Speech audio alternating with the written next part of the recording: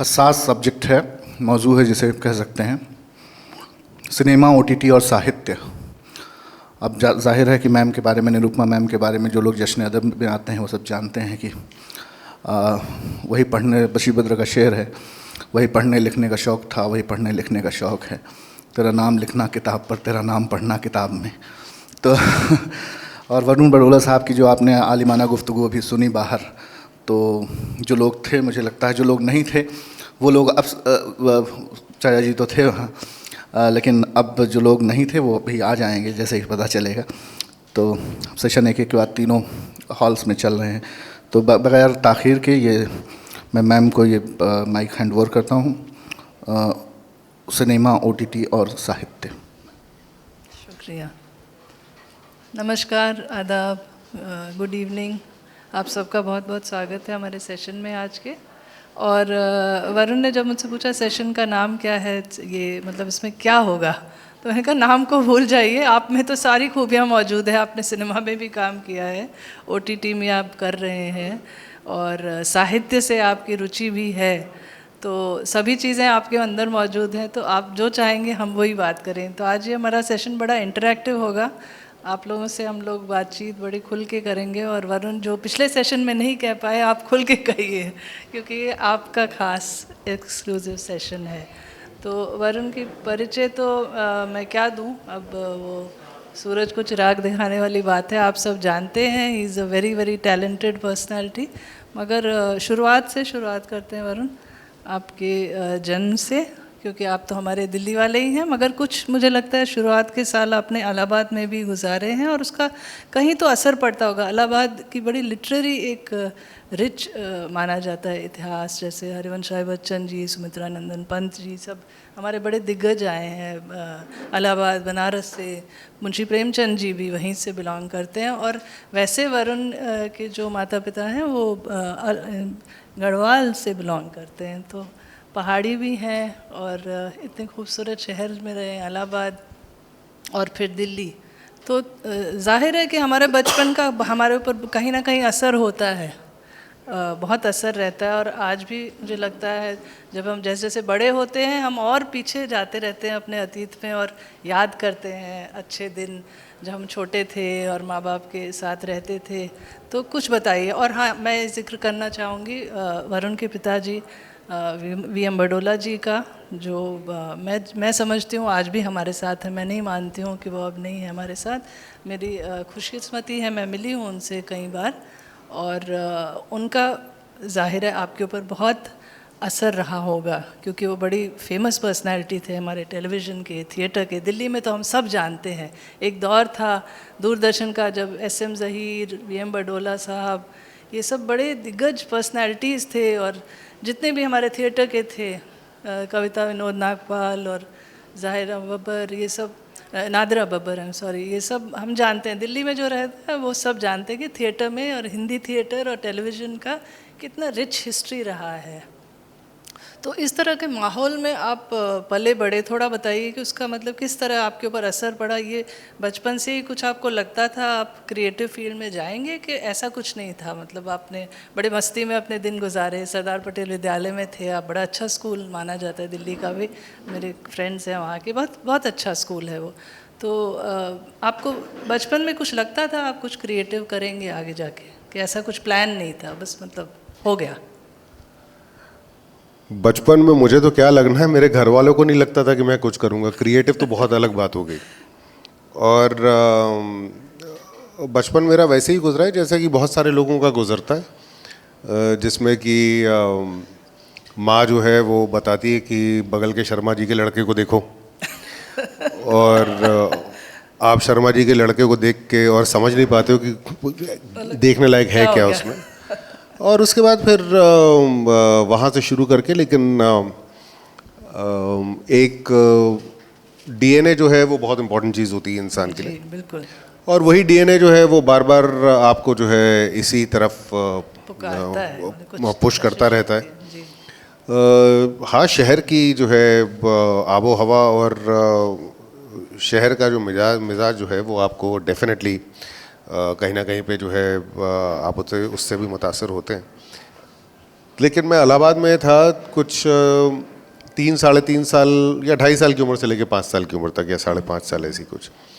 तो वो इतनी ज़्यादा इम्प्रेशनेबल एज थी नहीं सही मायनों में। अगर मैं ये कहूँ कि हाँ इलाहाबाद का मेरे ऊपर बहुत बड़ा प्रभाव पड़ा, तो ऐसा कुछ नहीं कुछ है। यादें होंगी कहीं, यादें बहुत सारी हैं, हाँ। यादें बहुत सारी हैं, लेकिन वो प्रभाव जो है उस समय तक मैं उस उम्र में पहुंचा ही नहीं था कि वो प्रभाव पड़े। 5-6 साल की उम्र थी वो। हाँ, लेकिन वो पिताजी का नाम और उनके जो ऑलरेडी उन्होंने जो यहाँ पर किले बांधे हुए थे दिल्ली में, तो वो काफ़ी थे। और मतलब जैसे लोग आज भी पूछते हैं कि यार तुम दिल्ली के हो लेकिन तुम्हारी भाषा में दिल्ली सुनाई नहीं देती, तो वो तब भी नहीं सुनाई देती थी जब मैं दिल्ली में रहता था, क्योंकि हमारे यहाँ पर भाषा को बोलने का जो है एक सही तरीका था, और ये बिना कहे आपसे ये उम्मीद की जाती थी कि वही तरीका आप अपनाएंगे ज़िंदगी भर। तलफ़्फ़ुज़ साफ हो, तलफ़्फ़ुज़ आपका साफ हो, आपकी मतलब लिखने में तो छोड़िए, बोलने तक में वर्तनी की जो है कोई गलती ना निकल आए। तो उस तरीके के आप जब माहौल में रहते हैं तो फिर एंड एक्टर बनना, मैं कुछ क्रिएटिव करूँगा सही मायनों में बताऊँ तो उस समय ये ऑप्शन था नहीं, क्योंकि पिताजी जो है वो 60 के दशक में जब दिल्ली रंगमंच जो है वो अपने रिसर्जेंस पे था, तो उस समय की बहुत बड़ी हस्ती थे। और ये बाद में मुझे पता चला कि NSD में उनके बारे में पढ़ाया तक जाता था। तो लेकिन वो भी साथ में पत्रकारिता से जुड़े रहे, क्योंकि तब भी और आज भी ये तो तय है कि सिर्फ थिएटर जो है वो आपका घर नहीं चला सकता। बिल्कुल। और अब तो खैर एवेन्यूज़ इतने ज़्यादा खुल गए हैं, तो हम लोगों के अंदर भी वो हिम्मत आई कि भाई घर से बाहर निकल के अब एक्टिंग को आप बतौर प्रोफेशन अपना सके, वरना एक समय में ये चीज़ संभव थी नहीं। तो जाहिर है मैंने बहुत कुछ किया। मैं कहने को NIT भी ज्वाइन किया था, और मैं आज तक ये मानता हूँ कि वो पैसा अगर मेरे माता पिता ने कहीं इन्वेस्ट कर दिया होता तो शायद कुछ तो पेंशन के तौर पे मिल रहा होता, तो वो भी ज़ाया हुआ। तो बहुत सारा पैसा ज़ाया होने के बाद जब फाइनली उन्होंने बोला भाई जो कर सकता है कर ले, तो फिर मैं जाके और एक्टर बना। पर हाँ, ये बात सच है जो कि मैंने कई जगह पे कही है। लोगों को लगता है कि शायद अभी अतिशयोक्ति है कि क्योंकि अब मैं बम्बई में काम कर रहा हूँ, पर मुझे बम्बई छोड़ना पड़ा था क्योंकि मेरे पिताजी का नाम यहाँ पे बहुत ज़्यादा बड़ा था, and it almost became impossible to counter that. तो अपने वो कंफर्ट जोन में रह के काम करना वो मुझे लाइफ में कभी पसंद आया नहीं। तो मैं जहाँ भी जाता था वो सब या तो ऑडिशन लेने को इसलिए तैयार हो जाते थे कि VM बडोला जी का लड़का है, तो मतलब ऐसा ना हो कि उनको पता चले कि इसको मौका तक नहीं दिया। तो वही चीज़ जो है मुझे बम्बई ले गए। हाँ, वो गवारा नहीं हुई मुझे, तो मैं बम्बई चला गया। ये किस साल की बात है? 1996। अच्छा, 95। जब टीवी और ये सब तो काफ़ी ज़ोरों शोरों पे था, मगर उस शायद समय फिल्में शुरुआत भी- थी। हाँ, शुरुआत थी।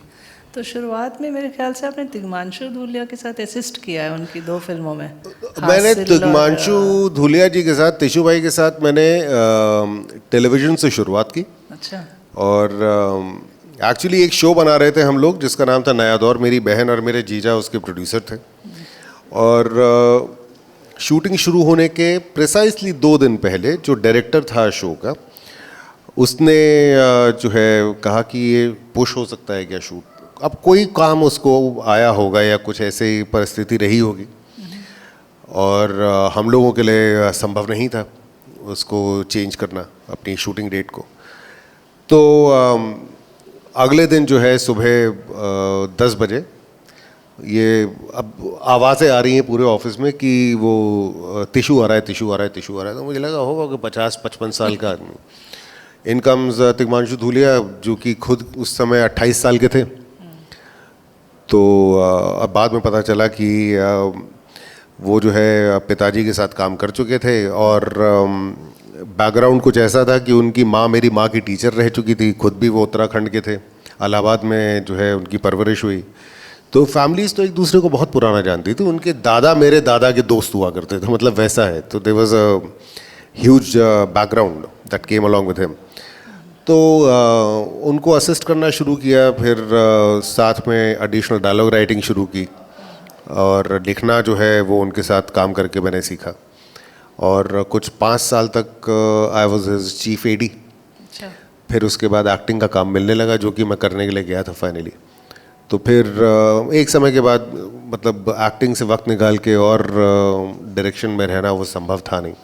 So that was the time when I made the shift.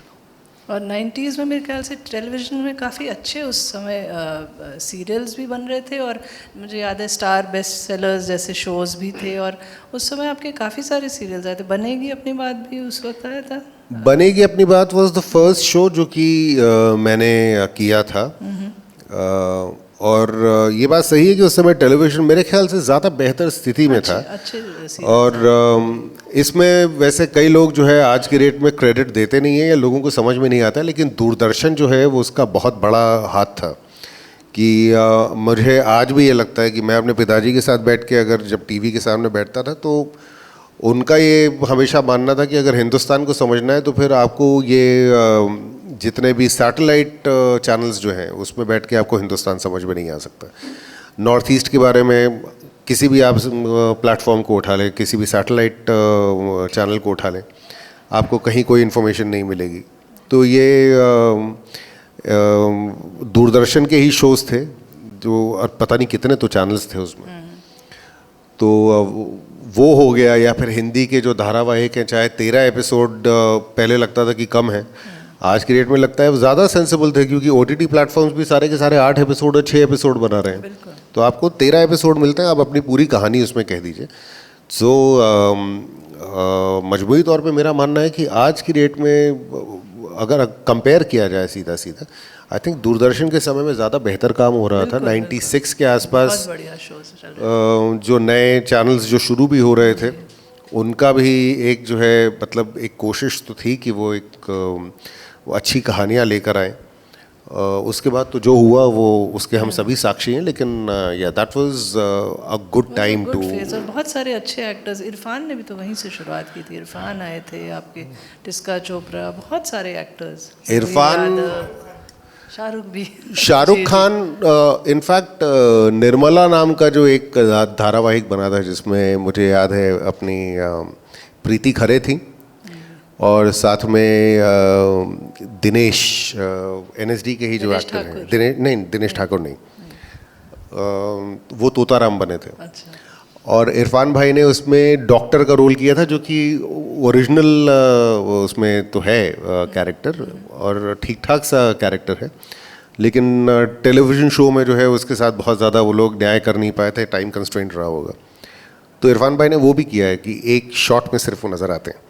But उसके बाद श्याम बेनेगल साहब जो है वो नहीं, डिस्कवरी ऑफ इंडिया तो एक चीज़, भारत एक खोज के अलावा श्याम बेनेगल साहब ने संविधान तो अभी बना है, बट रिनाउंड राइटर्स की जो है कहानियों के ऊपर उनकी एक 13 पार्ट की सीरीज़ आई थी। और जैसे कथा सागर था या फिर और हाँ कई सारे थे जिसमें बड़े बड़े एक्टर्स जो है टेलीविज़न किया करते थे। बिल्कुल बिल्कुल जी जी। तो और ये कई तो ऐसे थे जो कि सुपर 16 पे शूट होते थे या सुपर 8 पे शूट होते थे। तो दैट मीन्स कि फिल्म का बजट निकालना, चाहे वो सुपर 8 ही क्यों ना हो, वो अच्छा खासा बजट मांगती है, क्योंकि आप मतलब एक कैन आपका जो है वो 4 मिनट के आसपास का होता है, 400 फुट का। सो उस समय तक वाकई एक इन्वेस्टमेंट जा रहा था अच्छे शोज़ बनाने में, but I think somewhere we did lose the way.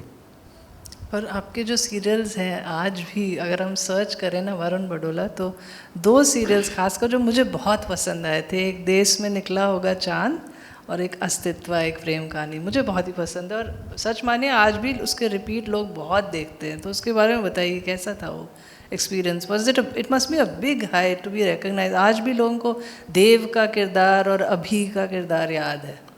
Performance wise अभी का किरदार वाज डेफिनेटली मोर डिमांडिंग। अस्तित्व वाला ना, अस्तित्व वाला। उसके बाद मैं मतलब कोशिश एक आशा को भी उसके आसपास ही रखूँगा, क्योंकि मेरे लिए चैलेंजिंग और डिमांडिंग था। पहली बार मतलब एक कैरेक्टर अपने कंधे पे लेके आपको चलना था। देश में निकला होगा चांद was definitely a popular show, बहुत ज़्यादा। और मतलब वो वैसा शो था कि उस समय के हिसाब से आपको ऑलमोस्ट इंटरनेशनल रिकग्निशन मिलनी शुरू हो जाती थी इस तरह के शो से। बट हाँ, अगर कंटेंट के हिसाब से देखा जाए तो फिर फर्स्ट हाफ ऑफ कोशिश एंड अस्तित्व वो वाकई बहुत ही समझबूझ के साथ बनाया हुआ शो था। बिल्कुल। और एक समय था, मैंने पढ़ा था, आपको कहा जाता था टेलीविज़न के आमिर खान हैं, बहुत कम काम करते हैं और बहुत चुनिंदा ही रोल करते हैं, मगर गज़ब के रोल करते हैं। मतलब that is really something I think you should be proud of. और सीरियल बताइए जो आपको बहुत अच्छे लगे, एक आप बता रहे थे ना, एक चाबी है पड़ोस में, वो हाँ मेरे हिसाब से जो कुछ एक जो आपकी काम मैंने performance बड़ी किए हैं पसंद उसमें है। से सबसे बेहतरीन कामों में से एक है। और फिर अभी फाइनली एक शो आया था जिसका नाम था मेरे डैड की दुल्हन। वो भी काफ़ी पॉपुलर हुआ है। बट वो पर्सनली क्योंकि उसके कुछ एक एपिसोड में देख पाया, जी। तो आज के दौर में जिस तरीके से टेलीविज़न पे काम हो रहा है, मुझे नहीं लगता कि इससे पहले बाप और बेटी के रिलेशनशिप को लेकर कभी ऐसा शो बना है। एंड दिस डेफिनेटली पर्सनली, हालांकि मैंने खुद उसमें काम किया, बट मेरा मानना है कि it will go down in the television, Indian television history as one of the best shows made. Progressive और अच्छा लगता है देखने में, फादर डॉटर रिलेशनशिप।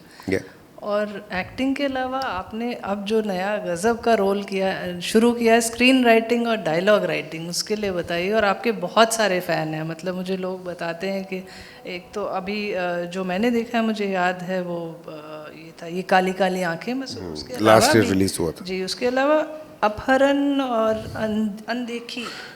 अपहरण 2018 में आया था, अनदेखी 2020 में आया। डायलॉग आप यकीन नहीं करेंगे, आज भी लोग याद करते हैं और बोलते हैं गजब के डायलॉग लिखे थे वरुण ने। हाँ, वो मैं बार बार लोगों से माफिया मांगता रहता हूँ कि वो मैंने उतनी गालियाँ नहीं लिखी थी जितनी दे दी हैं एक्टरों ने, पर गालियाँ नहीं, बड़े अच्छे डायलॉग थे। तो खैर वो अब वही पे जो हम लोग जो पहला हमें टॉपिक दिया गया था साहित्य को लेके, वो यहाँ पे आके बहुत रेलेवेंट हो जाता है। बिल्कुल। कि अब वही एक चीज़ जो तिशु भाई के साथ शुरू की थी, हालांकि मैं अभी भी खुद को एक्सीडेंटल राइटर मानता हूँ, क्योंकि सिद्धार्थ सेन गुप्ता ने जब मुझे कहा कि लिखो, तो तब तक मुझे 10 साल हो चुके थे किसी भी तरह की राइटिंग किए हुए। तो लेकिन फिर एक वो एटीट्यूड, कभी अगर आप सोचे कि भैया हुआ तो अपना, नहीं हुआ तो फिर किसी और को ढूंढ लेना। तो कब शुरू किया, कब आपने शुरू किया पहली बार लिखना OTT और इसके लिए? वो अपहरण पहला शो था। किस साल में आया था? उस को 2017 के आखिर में लिखना शुरू किया था और 2018 के आखिर में वो एयर पे आया। और ये सबसे कम टाइम लगा था किसी एक शो को एयर पे आने में, 1 साल। आज की डेट में अगर हम लोग अब लिखना शुरू करें तो मान के चलिए कि उसको एयर पे आते आते 1.5-2 साल तो कम से कम लगते हैं। लग जाते हैं। और ये काली काली आंखें, ये काली काली आंखें लॉकडाउन से पहले 1-1.5 साल लिखा, फिर लॉकडाउन हो गया, फिर हमें लगा यार टाइम बहुत है तो उसको फिर से थोड़ा चेंज करके देखते हैं। फिर वो शूट हुआ और 2020 के आखिर में शूटिंग शुरू हुई थी और फाइनली 2022 की शुरुआत में वो लॉन्च हुआ। और सेकंड सीज़न अभी चल रहा होगा, कार्य प्रगति पर है। अच्छा। और स्थिति तनावपूर्ण मगर नियंत्रण में। लिख लिया कि नहीं लिखा? नहीं, अभी नहीं लिखा, अभी फर्स्ट एपिसोड पे काम चल रहा है। अच्छा। और इसके अलावा क्योंकि आपने DNA का जिक्र किया, इंटरेस्टिंग बात है क्योंकि आपके पिताजी एक समय पत्रकार भी थे, तो वो शो एक आपने किया था, खबर लेते हैं खबर, वो बड़ा मज़ेदार शो मुझे लगा था। करंट अफेयर्स में थोड़ा सा करंट अफेयर्स में था, या it was a funny take on all the current affairs news.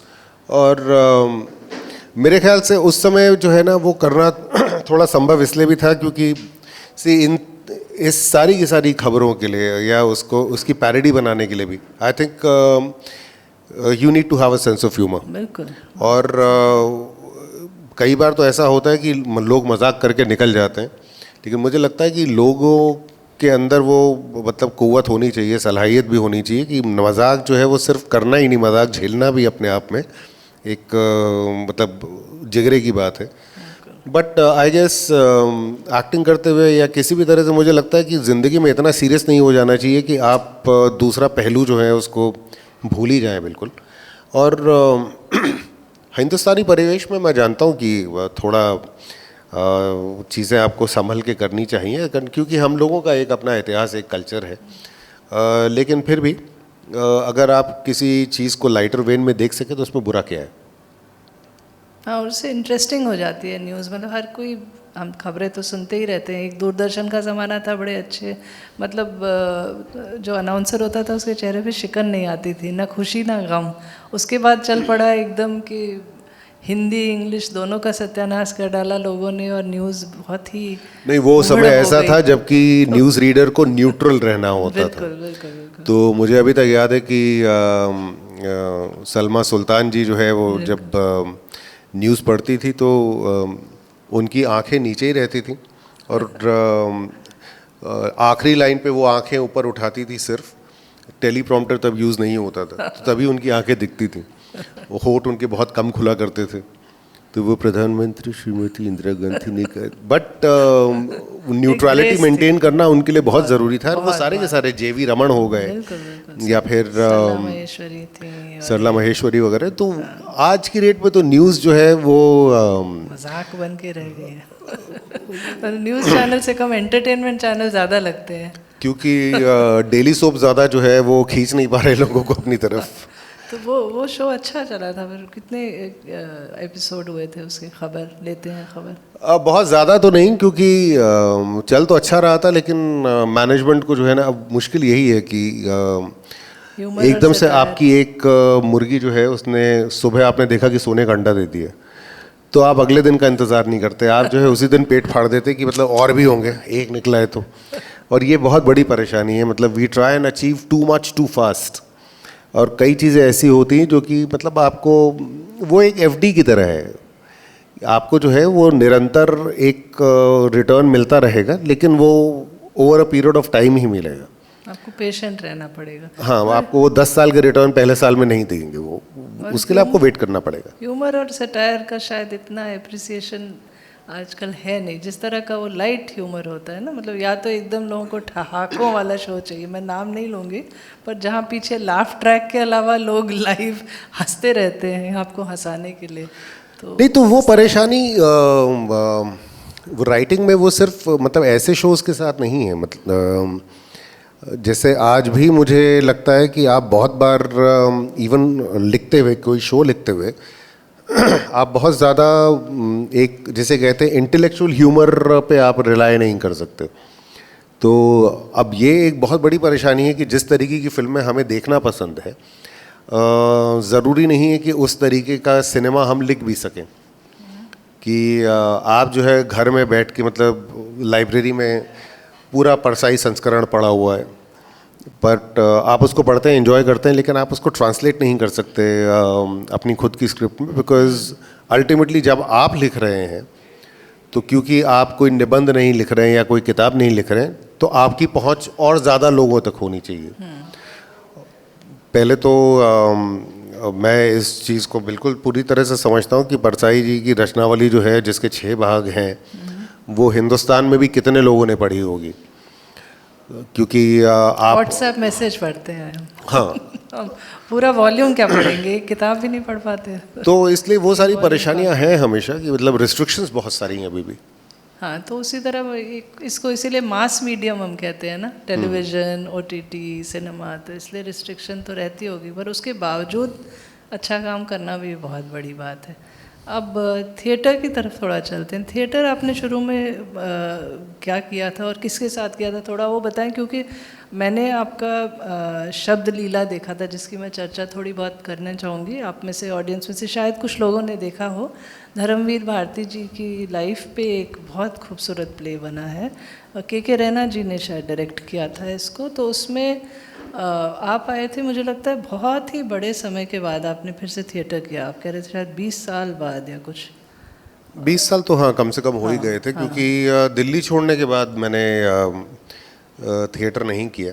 यहाँ पे कब किया था थिएटर आपने, और कुछ बताइए कुछ। मैंने थिएटर एक्चुअली बहुत ज़्यादा किया ही नहीं है, क्योंकि एक नाटक मैंने अरुण कुकरेजा जी के साथ किया था, रुचिका प्रोडक्शंस। उसके बाद दूसरा एक्ट वन के साथ था, तीसरा अभियान ग्रुप के साथ, और 3 नाटक करके जो है मुझे सब्जेक्ट याद है आपको किस तरह के से, मतलब कौन से नाटक थे? हाँ, पहला वाला था उसने कहा था, चंद्रधर शर्मा गुलेरी जी का। बिल्कुल, क्या कहानी है। दूसरा नाटक जो है वो आर्थर मिलर का एक प्ले था, मेमोरी ऑफ 2 मंडेज, उसका हिंदी रूपांतरण। तीसरा जो है मनोज मित्रा जी का प्ले था, किस्सा हकीम साहब का, जिसका कि बंगाली में नाम है गल्पो हकीम शाह, और सांत्वना जी ने उसका हिंदी रूपांतरण किया था। और मेरे लिए 3 प्ले काफ़ी थे ये मुगालता पालने के लिए कि मैं एक्टर बहुत अच्छा हूँ। मेरे इतने अच्छे प्लेज हैं। तो एक दिन सुबह उठ के मैंने जो है खुद को बोला कि तुम ही हो गुरु, चलो। नहीं तो शब्द लीला के बारे में बताइए, ये बहुत ही प्यारा प्ले है, आपने उसमें धर्मवीर भारती जी का ही रोल निभाया है ना?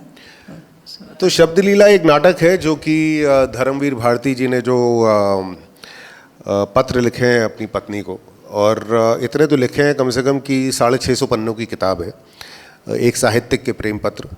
तो उन पत्रों को लेकर और उनकी जो कृतियां हैं, अंधा योग और साथ में कनुप्रिया, तो उन सभी का एक समावेश जो है वो स्क्रिप्ट इला अरुण जी ने लिखी है। और नाटक जो है वो सिर्फ कंपैशन और प्यार के बारे में बात करता है, और ये पूरी तरीके से जो है आखिर तक बात ये तय पाई जाती है कि जब कंपैशन जो है अगर निकल जाए किसी भी रिलेशनशिप में से, चाहे वो 2 लोगों के बीच में हो, चाहे वो 2 देश के बीच में हो, चाहे पड़ोसियों के बीच में हो, किसी भी तरीके से, आप सोसाइटी की बात कर लें या कैसे भी कर लें, जहाँ पे कंपैशन बाहर निकल जाए वहाँ पर आप जो है तबाही के अलावा और कुछ नहीं पाते। और वो नाटक तो क्या है, वो बेसिकली एक तरीके से क्रिटिक है, क्योंकि अब धर्मवीर भारती जी 4 चिट्ठियाँ रोज़ की लिखते थे अपनी पत्नी को। अब मैं सोच रहा हूँ कि एक आदमी जिसको कि धर्मयुग भी संभालना है, उनको जो है अंधा युग भी लिखना है, हालांकि वो तो उन्होंने 23 साल की उम्र में लिख के ख़त्म कर दिया था। उनको सूरज का 7वां घोड़ा भी लिखना था, उनको गुनाहों का देवता भी लिखना था, और दिन की 4 चिट्ठियाँ भी लिखनी थी। तो कर क्या रहे हो, मतलब ये चीज़ें देखने के बाद आपको रियलाइज़ होता है कि आपका एक सेल फोन आपकी ज़िंदगी का कितना बड़ा अजाब बना पड़ा है। उसने आपको कितनी सारी चीज़ों से महरूम रखा हुआ है, क्योंकि एक आदमी 4 चिट्ठियाँ लिखने के साथ एक उपन्यास भी लिख रहा है, वो संपादन भी कर रहा है, और बीच में बंगाली भी सीखनी है उनको अपनी पत्नी को रिझाने के लिए, तो उस पर भी काम चल रहा है। तो शायद पता नहीं, मैं तो 74 की पैदाइश हूँ, उससे पहले अगर 28 घंटे अलाउड होते होंगे दिन में, मेरे समय में से तो 24 ही चल रहे हैं। तो इस नाटक की एक ख़ास बात ये भी है कि इसमें वरुण की जो श्रीमती जी हैं, राजेश्वरी सचदेव, जो मेरी बड़ी अच्छी दोस्त है, उन्होंने मुझे कहा था कि शो में मेरा तारीफ़ ज़रूर करना। तो 2 शब्द मैं कहूँगी कि ये नाटक करते हुए मैं पढ़ रही थी कई इंटरव्यू उनका, कि मुझे इतना अच्छा लगा क्योंकि उन्होंने धर्मवीर भारती जी के पत्नी का रोल किया है। तो ये बड़ा यूनिक एक एक्सपीरियंस रहा होगा आप दोनों के लिए, क्योंकि मैं तो आप दोनों से मुखातिब हूँ ही, पर ऑडियंस को भी बताना चाहूँगी कि ये दोनों ऐसे दिग्गज कलाकार हैं कि इनके, और इतने डाउन टू अर्थ हैं कि जो वो होता है ना कि बड़े बड़ाई ना करें, बड़े ना बोले बोल, रहे मन हीरा कब कहे लाख टका मेरा मोल।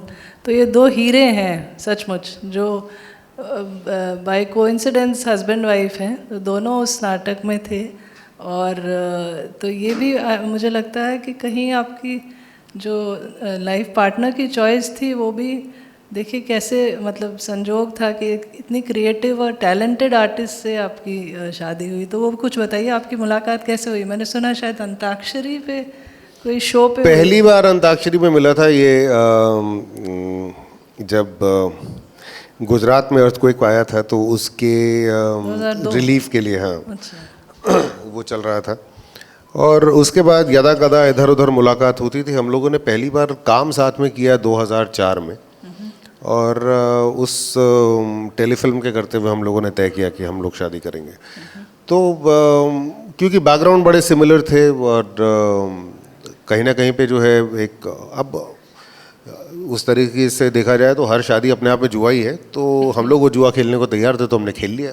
मतलब बहुत बड़ी कोई उसमें मतलब रॉकेट साइंस नहीं लगाई क्रिएटिव हमने। माइंड्स दो मिलना बहुत ख़ास बात है। और फिर उसके बाद आप लोगों का फिर शब्दलीला में काम करना, और भी कहीं आप लोगों ने किया कि कभी मौका नहीं मिला?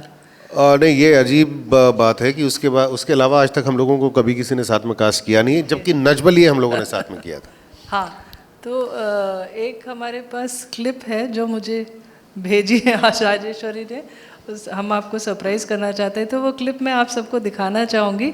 नच बलिए एक रियलिटी शो था जिसका सीज़न 1 बहुत ही पॉपुलर गया था, और उसमें जो इन दोनों ने काम किया है, मैं मतलब गज़ब है। उस तरह का आपने आज तक उसके बाद और उससे पहले नहीं हो। आवाज़ बढ़ाइए थोड़ा, ऑडियो नहीं है। अच्छा, तो इसमें अगर आप देखेंगे तो ये वरुण ने किशोर कुमार का जो हाफ टिकट का ये गाना है, आके सीधी लगी दिल पे जैसे नज़रिया, और राजेश्वरी प्ले कर रही थी प्राण साहब का।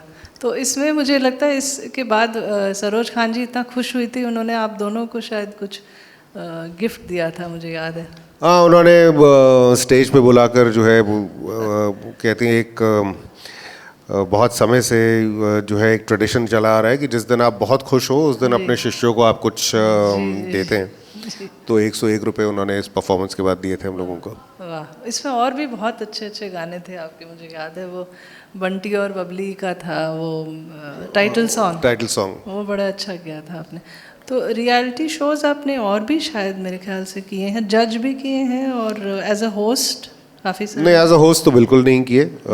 जज भी एक रियलिटी शो जज किया था, और वो बेसिकली मतलब एक समय के बाद ऐसा होता है कि आपके पास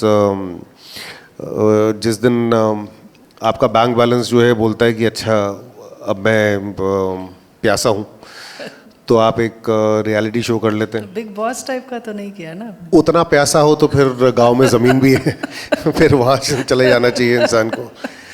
तो हाँ, मतलब कि वही है, प्यास उतनी रखो जितना कि अफोर्ड कर पाओ या मेंटेन कर पाओ।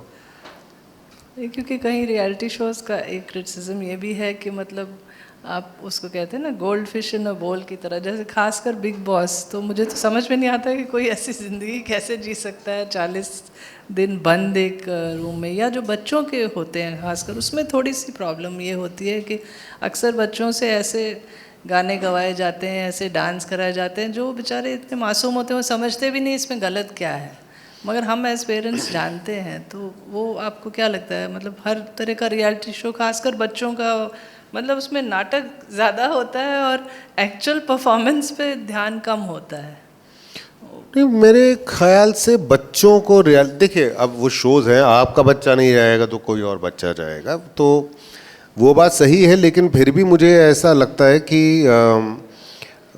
बच्चों को जो है एक्सपोजर मिलना एक चीज़ है, लेकिन हर चीज़ में ही आप डाल दें कि अच्छा गाता है तो चलो एक काम करो रियलिटी शो में भेज दो, वहाँ के प्रेशर्स अलग हैं। तो और मैंने बहुत सारे बच्चों को देखा है, मतलब हु सकम टू दोज प्रेशर्स। बहुतों को देखा है जिनका कि मतलब एटीट्यूड ही बिल्कुल दूसरा हो जाता है, और माँ बाप को लगता है कि अच्छा, प्रॉब्लम क्या है ना कि कंपटीशन बच्चों में नहीं है, कंपटीशन माँ बाप में है। बिल्कुल ठीक है। तो बात वही है कि मतलब शर्मा जी का लड़का जो है उसको देखो तो मम्मी खुश है कि शर्मा जी के लड़के से जो है मेरा लड़का बेहतर है या नहीं है। तो वो वाली चीज़ है मेरे ख्याल से, टू ईच हिज ओन, क्योंकि इसके बारे में आप मतलब एक तरीके से ना फरमान जारी कर सकते हैं, अपना आपकी जो खुद की सोच है फिर वो आप तक लिमिटेड रहे तो बेहतर है। कि भाई अगर ऐसी सिचुएशन कभी आती तो मैं नहीं चाहूँगा कि मेरा लड़का जो है वो किसी रियलिटी शो में जाए या कुछ करे। क्योंकि बचपन आपको एक ही बार जीने के लिए मिलता है, वो एंजॉय करो। उसके बाद तो एक बार आप अगर उतर गए, मतलब पढ़ाई वढ़ाई करने के बाद जब मैदान में उतरेंगे आप, तो ज़िंदगी जो है वो आपको पूरी तरीके से रगड़ रगड़ के बता देगी कि मतलब काम करना क्या होता है। तो उसको बच्चों को जल्दी क्यों डालना उसमें। जी, तो मेरे ख्याल से हमारे पास थोड़ा समय है। ऑडियंस में अगर कोई क्वेश्चन पूछना चाहे वरुण जी से तो एक एक करके। जी हाँ हाँ हाँ। आपके माध्यम से कह लीजिए बात कहना चाहती हूँ कि दूरदर्शन पर हमारे जो सीरियल आया करते थे पहले, उसमें साहित्य की झलक दिखाई देती थी।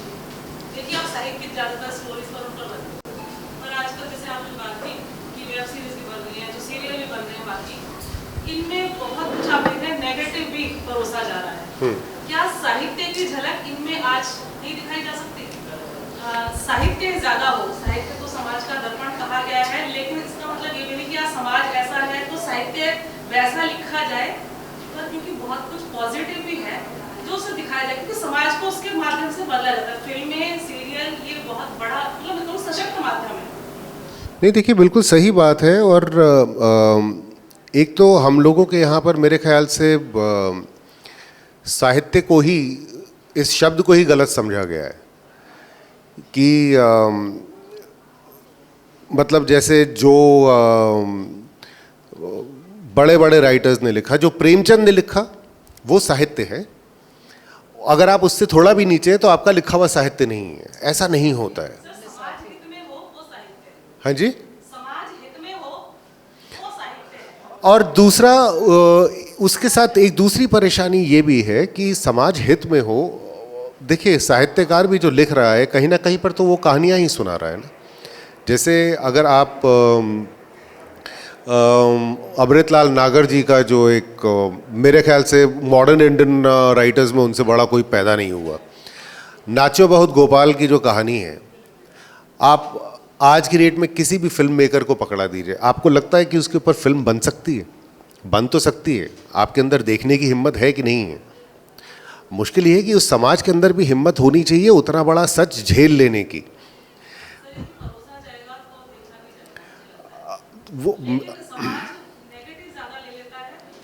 वो ह्यूमन टेंडेंसी है। आपने जो बात कही वो उससे मैं बिल्कुल समझ रहा हूँ कि समाज का जो है मतलब साहित्य का आप कोई अंश जो है नज़र नहीं आता है, वो बात बिल्कुल सही है। लेकिन एक तो मुझे कहीं ना कहीं पे एक परेशानी ये भी लगती है कि जो कहानियाँ प्रेमचंद जी ने लिखी हैं या उस समय के जितने भी जो बहुत बड़े बड़े हस्ताक्षर बंगाली साहित्य से जो नहीं, बंगाल में जितने लोग बड़े बड़े थे, शरद चंद्र थे, बंकिम जी थे, सब कुछ, वो उन कहानियों का एक रुझान था। मतलब उस समय की सोसाइटी के हिसाब से उन्होंने जो है वो कहानियाँ लिखी थी, उनके ऊपर फिल्में बनी, सब कुछ हुआ। आज आपका समाज जो है वो अलग हो चुका है। हम लोग मतलब जब उन्होंने लिखना शुरू किया था तब हम लोग अंग्रेज़ों के नीचे थे। उसके बाद हिंदुस्तान सालों साल तक एक सोशलिस्ट इकोनॉमी रहा। मिड 90s में जो है हम लोगों ने सोशलिज्म को छोड़ के, अब वो करना पड़ा क्योंकि सोना गिरवी रखा हुआ था देश का, तो आपको अपनी इकोनॉमी खोलनी पड़ी, आप थोड़ा कैपिटलिज्म की तरफ आए, आपका समाज बदलता चला गया। आज की डेट में मुझे ऐसा लगता है कि अगर आप 2 बीघा ज़मीन को या फिर सदगति को जो है दोबारा बनाने की कोशिश करेंगे तो बहुत सारी जनता रिलेट ही नहीं कर पाएगी उस चीज़ से, क्योंकि जब उन्होंने वो कहानियाँ लिखी थी, 2 बीघा ज़मीन जब रिलीज़ हुई थी, मेरे ख्याल से 1959 की फिल्म है या अर्ली 60s की, उस समय तक भी ये चीज़ें प्रेवलेंट थीं। ज़मींदारी उस समय चल रही थी, जो कि आज की डेट में तो बात बिल्कुल, हाँ मैं ये कहना चाहती हूँ, वो वही नहीं कि हम प्रेमचंद को ही दिखाएं दोबारा, आज कुछ साहित्यिक हम दिखाएं, आज के उसमें से दिखाएं जो समाज को बदले। जैसे समाज की स्थिति है कुछ उस पर लिखा जाए, उस पर काम किया जाए। जैसे आप लिखते हैं, स्क्रिप्ट भी लिखते हैं आप, तो कुछ ऐसा लिखा जाए सोसाइटी को थोड़ा चेंज करे। आप देखिए जो वेब सीरीज आ गई उसमें गाली गलौज ये वाली भाषा तो बड़ी कॉमन हो गई है, बड़े खुश हो गया, आनंद होकर नहीं। देखिए वो बात सही है, लेकिन हर चीज़ में गाली गलौज OTT पे चलिए है। फिल्में अभी भी ऐसी बनती हैं जो कि आप अगर देखेंगी तो उसमें आपको अलग अलग तरह के टॉपिक मिलेंगे, और फिल्मों में तो गालियाँ कोई इस्तेमाल करता ही नहीं है।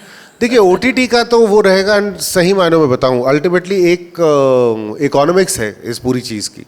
और जो कि मैंने बाहर भी कहा था कि OTT में गालियाँ बहुत हुआ करती थी, अब वो धीरे धीरे करके कम हो रही हैं।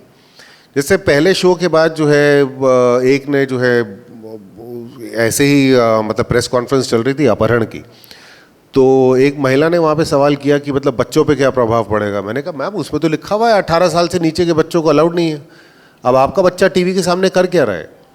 तो मतलब आप अब अगर मतलब सिर्फ उंगलियां ही दिखानी है तो एक घर में एक आप ये मान रही हैं कि आप अपने बच्चे को एक शो देखने से नहीं रोक सकती, जो कि रोका जा सकता है, बहुत आसान है, ठीक है ना।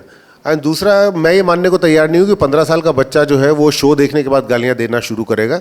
मतलब अभी बनारस से होकर आया हूँ और भगवान की दया से मतलब 15 साल में तो उनकी पोस्ट ग्रेजुएशन और डॉक्टरेट हो जाती है।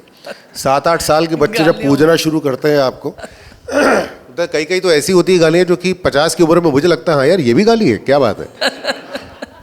क्रिएटिविटी अपने अलग लेवल पे है। हम लोग, अब मैं आपको सही बताऊं, आपकी बात से मैं बिल्कुल पूरी तरीके से जो है मैं अग्री करता हूं, लेकिन उसके बाद भी एक ऐसा हिंदुस्तान है जहां पर कि जो आप सोच रही हैं वो उससे बहुत आगे ऑलरेडी निकल चुका है, गालियों के मामले में ही सिर्फ। तो या तो हम लोग ये सोच के बैठें कि अच्छी कहानियों पे कंसंट्रेट करते हैं।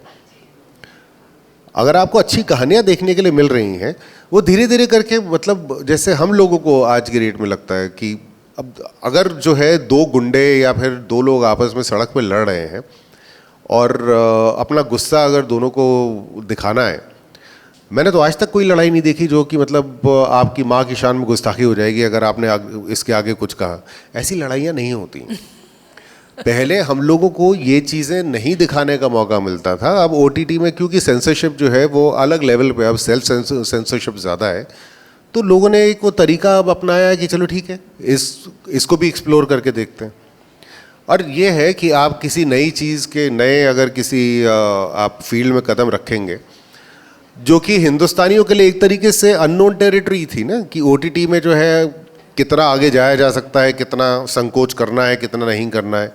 तो तकल्लुफ़ और बेतकल्लुफ़ होने के बीच में हम लोग अभी कहीं पे जो है अटके हुए हैं। धीरे धीरे करके जो है वो अभी बांध टूटा है, पानी अपने आप सेटल करेगा ही करेगा, लेकिन वो एक दिन में नहीं होगा।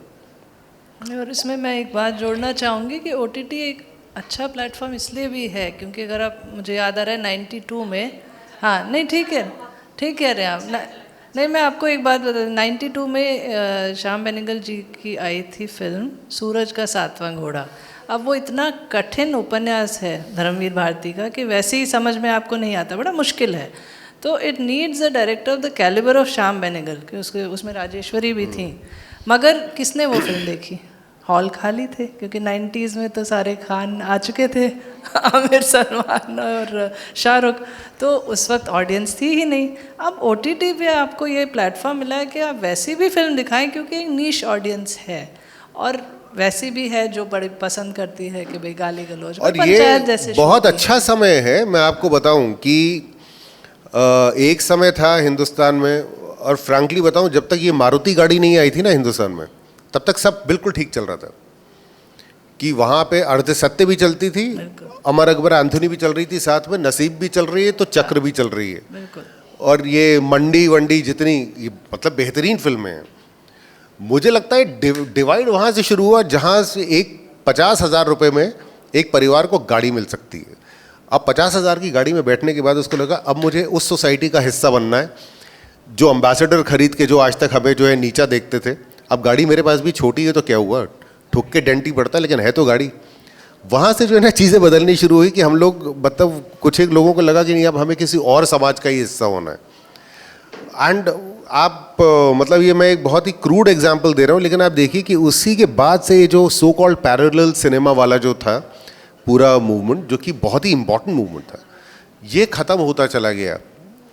हम लोग ज़्यादा कमर्शलाइज होना शुरू हुए एक समय के बाद, क्योंकि उसके बाद आपने आम इंसान की कहानियाँ कहना बंद कर दिया। अब जो हम लोग आम इंसान की कहानियाँ कह रहे हैं वो शायद ज़्यादा सच्चाई से कह रहे हैं, और OTT पे कह रहे हैं, OTT पे कह रहे हैं, ज़्यादा सच्चाई से कह रहे हैं, लेकिन हमसे खुद हजम नहीं हो रही है। बिकॉज ऐसे लोग हैं जिन्होंने डेली क्राइम्स देखने के बाद 2 एपिसोड के बाद बोला यार ये देखा नहीं जा सकता, जबकि उसमें भाषा साफ सुथरी है, सब कुछ है। ऐसी बहुत सारी कहानियां हैं जो कि आप, क्योंकि वो सच के जितना उसको पास लेकर जा रहे हैं, क्योंकि OTT में आपके पास वो ऑब्वियसली फ्रीडम है, लोगों से हजम नहीं होता है। तो क्या है ना, हम लोग जिसको कहते हैं एक बड़ी सिंथेसाइज्ड मोरालिटी के साथ जो है अगर रहना चाहते हैं, तो आज के समय में वो भी ठीक नहीं, बिकॉज वक्त के साथ साथ आपको थोड़ा बहुत जो है ना इन सब चीज़ों के लिए तैयार रहना पड़ेगा। मतलब हर कुछ एक साल में जो है एक बदलाव आता है, और मैं जानता हूँ वो बहुत मुश्किल चीज़ है कि हम आज से जो है 40-50 साल पहले जिस तरीके के बच्चे होते थे, मतलब मुझे अपने लड़के को देखकर भी ऐसा लगता है कि यार ये मतलब 12 साल की उम्र में ये क्या है, पर वो है तो है। और कहीं ना कहीं पे वो अपनी बुद्धि और विवेक का इस्तेमाल करके हम लोगों को अडाप्ट करना ही करना पड़ेगा, बिकॉज ये चीज़ आप जैसे जिस चीज़ के बारे में आप बात कर रही हैं ना, उसको अंग्रेज़ी में कहूँ तो उसका मतलब ये निकलता है that do we want to fail forward और succeed backwards. Succeeding backwards I don't think is an option that we have as a society. We will have to fail forward, और उसमें नए तरीके अपने ढूंढने पड़ेंगे हम लोगों को। बहुत अच्छी बात कही है आपने। और कोई? जी हाँ बोलो। सर मेरा क्वेश्चन इतना सीरियस नहीं है। सीरियस बन रहे हैं तो आज का जो यूथ है वो वेब सीरीज की तरफ ज़्यादा जा रहा है, क्योंकि सीरियल्स को ढूंढता रहना बहुत ज़्यादा हो रहा है। क्या हो रहा है? खींचते बहुत है उसको। इतना क्यों खींचते हैं? मतलब अगर कोई कहानी दिखा रहे हैं तो कहानी से फोकस हट जाता है उस चीज़ का, और वो फालतू चीज़ों में ज़्यादा हो जाता है। वही जैसे मैंने कहा कि पृथ्वीराज चौहान बन रहा था तो वो कंदराओं में जो है वो शब्द भेदी बाण ढूंढने के लिए गया हुआ था। तो कुछ भी बेचते हैं, लेकिन अल्टीमेटली प्रॉब्लम यहीं पे आती है कि आप एक चीज़ है जिसको बोलते हैं टीआरपी, और पैसा कमाना किसी को बुरा नहीं लगता, और यही सबसे बड़ी परेशानी है।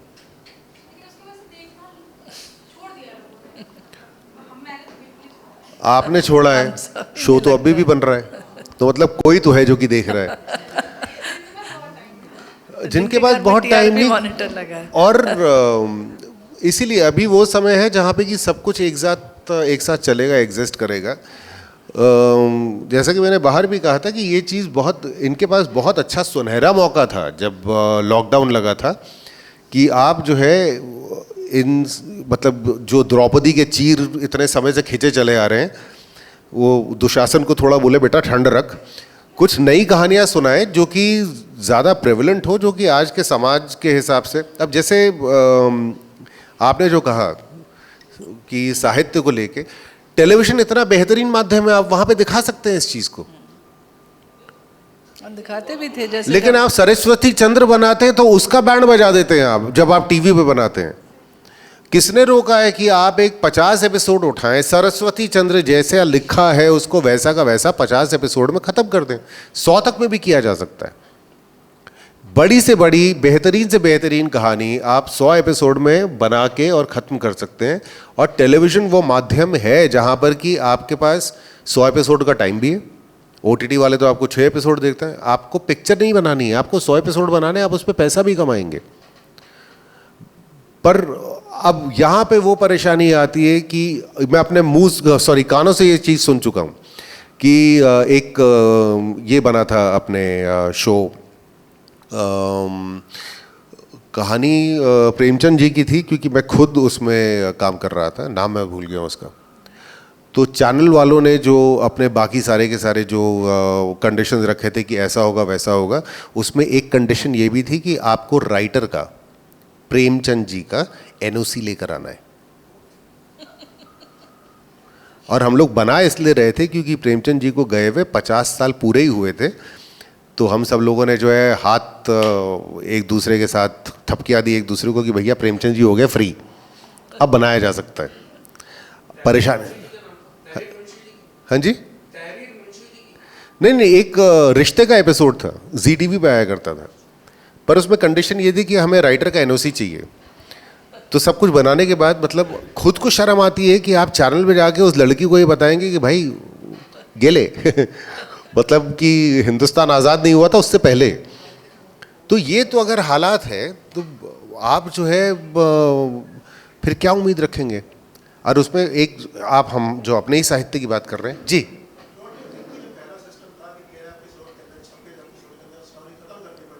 हाँ राइट सर, बिल्कुल। लेकिन महाभारत किस पे आया था? दूरदर्शन किसके अंडर आता है? सरकार के अंडर आता है सर। आपकी जितने भी चैनल्स हैं, सोनी जापानी कंपनी है, डिज्नी हॉटस्टार उनको चलाना इसलिए पड़ा क्योंकि जब उन्होंने कंपनी खरीदी तो ओनर तो डिज्नीलैंड चलाते हैं और उनका अपना एक प्रोडक्शन हाउस। उनको बाद में पता चला यार ये स्टार टीवी जो मिल गया है साथ में, रुंगे में जो आ गया है हाथ में, ये साउथ एशिया में जो है अपनी प्रेजेंस बनाए रखने के लिए ये बहुत ज़रूरी है। वो हिंदुस्तानी नहीं। और कौन सा बचा?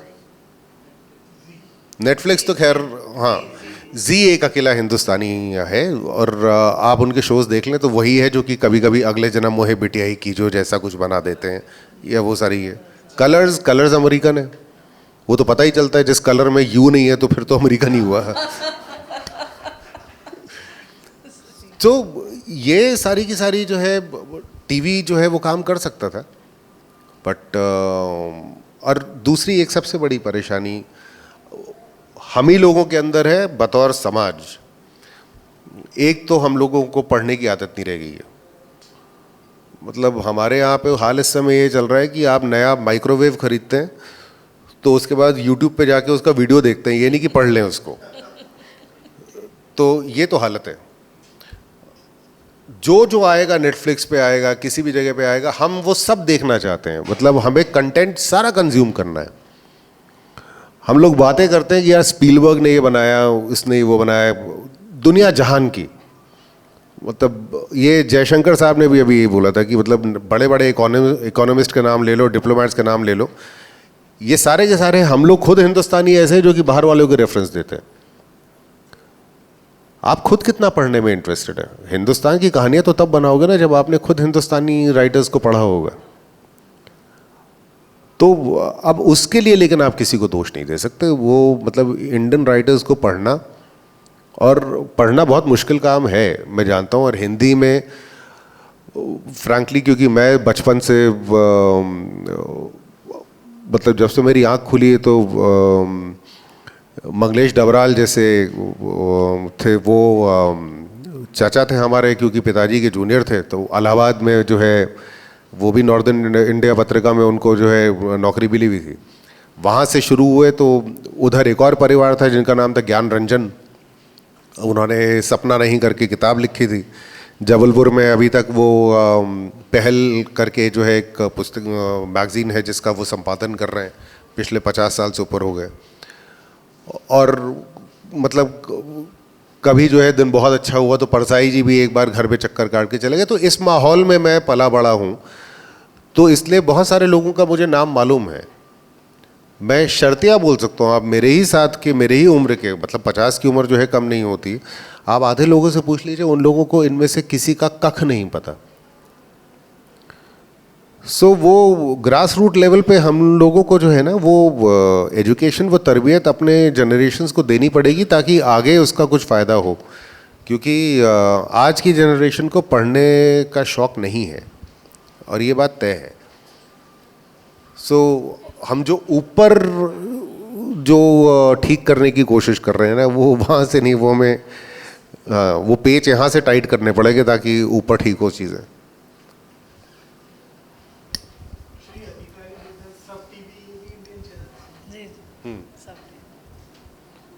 बट श्री अधिकारी ब्रदर्स का सिर्फ नाम है, वो सोनी सब है।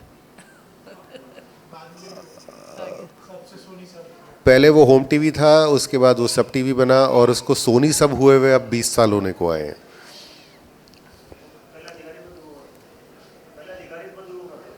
अधिकारी बंधुओं का था, लेकिन आपको पता है दुनिया भर के जितने भी न्यूज़ चैनल्स हैं वो कुल मिलाकर 6 कंपनीज हैं जिनके अंडर सारे न्यूज़ चैनल्स आते हैं, कुछ 14 या 20 हज़ार से ऊपर। तो आपका पॉइंट ऑफ व्यू तो वो लोग बहुत सालों से कंट्रोल करने की कोशिश कर ही रहे हैं। मतलब और यहाँ पे ये है कि हाँ, हमारे पास वो मौका है कि मतलब बतौर एक सोसाइटी हम लोग जो है अच्छा कहानियाँ कहने के लिए बहुत सारे तो खैर राइटर्स ऐसे हैं जिन मैं पर्सनल तौर पे बता सकता हूँ कि एक बड़े नामचीन राइटर के ऊपर हम लोग कुछ बनाना चाहते थे। अब वो इसलिए नहीं बन सकता क्योंकि राइट्स जो है उस पर 3 लोगों को लेके जो है अभी वो खींचातानी चल रही है, और तीनों बोल रहे राइट्स हमारे पास है।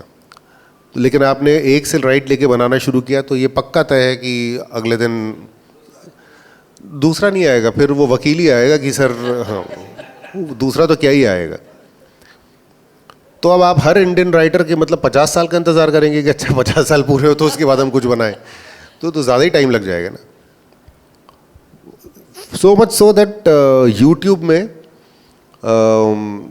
आप किसी राइटर की कहानी पढ़ दें या कुछ जिसमें कि आपको कोई पैसा भी नहीं मिलता है, बट अगर आपने किसी एक की अगर कोई रचना पढ़ दी वहाँ पे, तो मेरे ख्याल से अब राइटर्स जो नए राइटर्स हैं उनको ये बोलना चाहिए कि भैया अगर यूट्यूब वगैरह में पढ़ रहे हो, इंस्टाग्राम पे पढ़ रहे हो, कोई पैसा देने की ज़रूरत नहीं, पढ़ो, कम से कम पहुँचे तो लोगों तक। बट अब वो डिवाइड ऊपर से शुरू होता है, क्योंकि हिंदी वाले जो है, मैं जब दिल्ली में प्ले किया करता था तो 5 रुपये का टिकट होता था हिंदी के प्ले का और 500 रुपये का होता था इंग्लिश के प्ले का। तो मतलब अल्टीमेटली प्ले करने के बाद आप जो है आज ये भी नहीं कह सकते कि अच्छा शो हुआ टैक्सी पकड़ के घर जाऊंगा, नहीं, आपकी जेब में पैसे टैक्सी के नहीं हैं, आप बस पकड़ के ही घर जाएंगे। तो जब वो डिवाइड इतना बड़ा ऑलरेडी हमारे पास जो है निचले स्तर पे है ही है, तो फिर उसका लेखक जो है वो क्यों एक्सपेक्ट नहीं करेगा कि यार तुमने अगर मेरी कहानी पढ़ी तो और कुछ नहीं 50 रुपये तो मेरे अकाउंट पर डालो। सो ये पूरा का पूरा जो है ना, इसका कोई बहुत आसान रास्ता नहीं है, इसका कोई बहुत आसान सोल्यूशन नहीं है। वो धीरे धीरे करके किसी एक को बोलना पड़ेगा कि चलो ठीक है, ये मेरी धरोहर जो है वो सबके लिए फ्री है, लोगों तक पहुंचाएं इसको।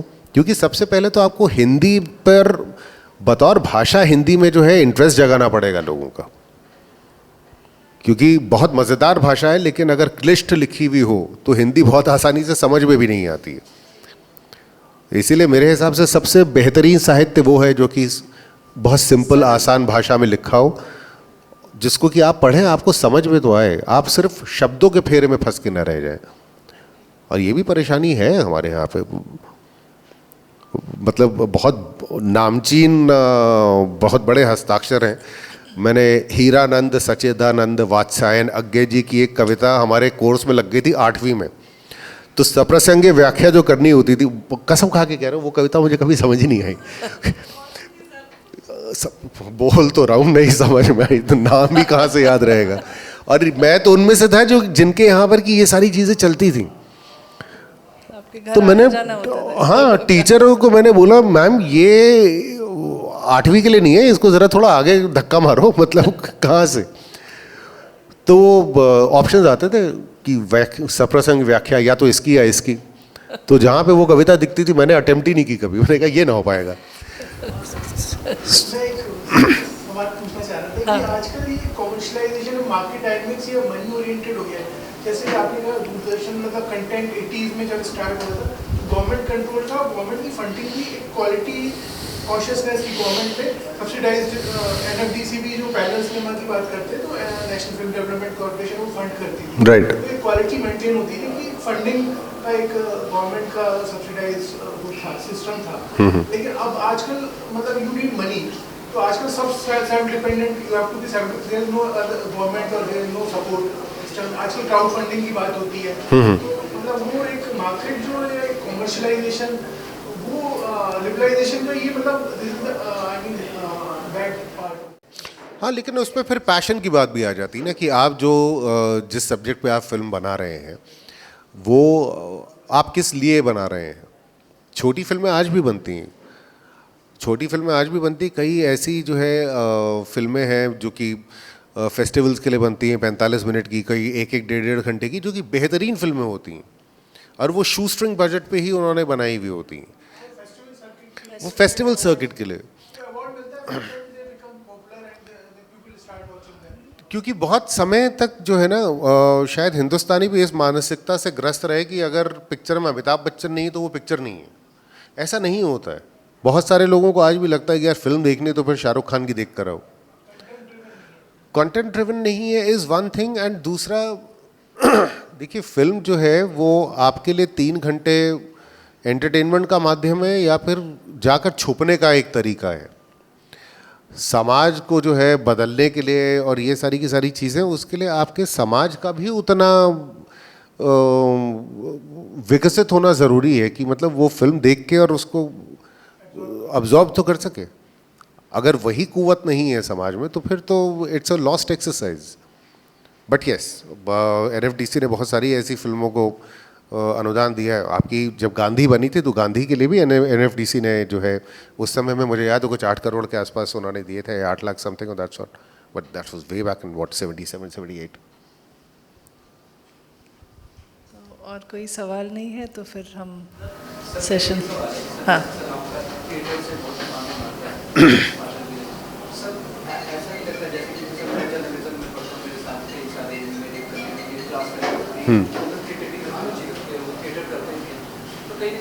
सर आपको नहीं लगता कि थिएटर का जो सर एक पहले एक अप्रोच हुआ करता था या फिर एक सर उसका जो एक सर उसकी धमक थी वो काफ़ी मतलब ज़्यादा थी और यहाँ से काफ़ी बड़े बड़े नाम सर गए हैं, टेलीविजन इम्तियाज भी हो या फिर पीयूष मिश्रा जैसे सब लोग यही से निकल गए, तो वो चीज़ ऐसा नहीं लग रहा कि सर आपको कहीं ना कहीं खत्म होता जा रहा है। और सर थिएटर का प्लेस के भी इतने सर कॉस्टली ये क्या नाम है टिकट्स होते हैं जो आम हम लोग जैसे सर पढ़ते हैं फिर भी नहीं खरीद पाते हैं। नहीं, सही बात है। उसका एक बहुत अच्छा तरीका जो है अब निकल कर आना शुरू हुआ है कि जैसे बम्बई में बड़े सारे स्कूल्स हैं, मैं जानता हूँ दिल्ली में भी होंगे। जैसे मेरे स्कूल में जो है एक समय में ऐसा था कि वो स्कूल की कैंटीन जो है वो रिहर्सल के लिए दे देते थे। ठीक है, कई ऐसे हैं कि चलो एक काम करो, स्कूल में जाओ, क्लासरूम के अंदर रिहर्सल करो, वापस आते हुए दोबारा चेयर वैसी की वैसी लगी मिलनी चाहिए। ठीक है, बहुत में होता है कि चलो आप 150-200 रुपये या 500 रुपये जो है दिन की रिहर्सल का दे दो। अब एक और चीज़ ये होनी शुरू हुई है कि प्ले ही करना है ना, ऐसा तो ज़रूरी नहीं है कि जब तक 1000 लोगों के सामने ओपनिंग नहीं हुई तब तक वो नाटक नहीं माना जाएगा। लोग छोटी छोटी जगह पकड़ते हैं, 250 लोग फिट आ सकते हैं, 250 सही, 50 रुपये टिकट, 100 रुपये टिकट, जितना भी है। और इसमें अब लोगों को वाकई जो है जिसके पास थोड़ी भी जगह है बम्बई में, वो इस चीज़ की हेल्प करते हैं कि अच्छा अगर ये जैसे जगह लंबी ना होकर लेट से चौकोर होती या फिर दुगने साइज़ की होती तो आप जो है एक नॉमिनल फी उसकी दीजिए और जितने भी बुक माई शो वगैरह पे आप एक्चुअली उसके टिकट बेच सकते हैं। लोग देखने जाते हैं, क्योंकि पहली बार मैं एक जगह पे गया था जहाँ पे कि 50 लोगों से ऊपर बैठने की जगह नहीं थी, लेकिन उनको 50 ही लोग चाहिए थे। अब वो 500 रुपये का आप उनके साथ जो है ये भी कर सकते हैं कि भाई इस वाले का टिकट हम लोग 200 से ऊपर नहीं बेचना चाहते, जैसे भी है। अब एवेन्यूज़ ज़्यादा खुल रहे हैं क्योंकि वो अवेयरनेस ज़्यादा है। बट एक जो चीज़ सबसे ज़रूरी है ना कि वो फरिश्ता उतर कर नीचे नहीं आएगा कि हमें कोई सपोर्ट नहीं कर रहा है। अगर आपका एक थिएटर ग्रुप है जहाँ पे कि लेट से 40-50 लोग आपने साथ में खड़े कर लिए हैं तो और कितना सपोर्ट चाहिए? 50 लोग तो हैं आपके पास। फिर आपको तरीके ढूंढने पड़ेंगे, फिर उसमें कहीं ना कहीं पे you will have to help yourself. मेरे ख्याल से अगले सेशन का समय हो गया है, तो और सवाल नहीं है तो हम यही सेशन खत्म थैंक यू वेरी करते हैं। Much. Thank you very much Varun, thank you.